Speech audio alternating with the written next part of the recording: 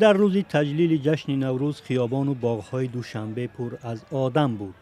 از جوانان تا کودکان و پیرانسالان به تماشای چاره‌بینی‌های فرهنگی و سیر و گشت عیدانه برآمدند.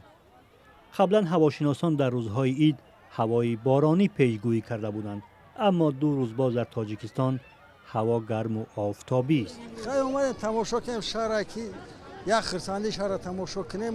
گفتم باران با چه لباس چه بارانی پوشیدیم که نه خدا را شکر آفتاب بوده است. کی اومدین شما؟ ما فرزندم خطی اومدم. دو کسم. کجا اومدین شما؟ الینسک رایون. تماشا کردم. کجا میریم بو؟ باغ میریم تماشا میکنم. نشان میگم. ما حاضر 10 نفر خریب آمدیم. هوا هم هوای خوبه، بهترینه. خیریت که آفتاب جوش نزدگانه بسوزیم. این خیلی میبینین مادام بسیار روزی پرزنیک، بسیار روزی خرسندی و همه شما نوروز مبارک باشد.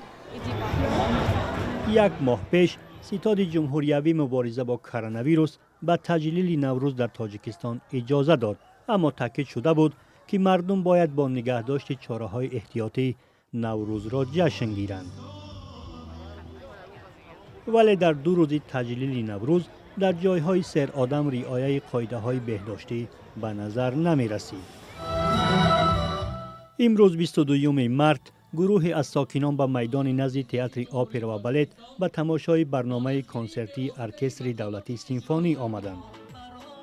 همچنین روزهای 20 و 21 مارس در نوروزگاه دوشنبه مسابقه گشتینی ملی دایر گردید.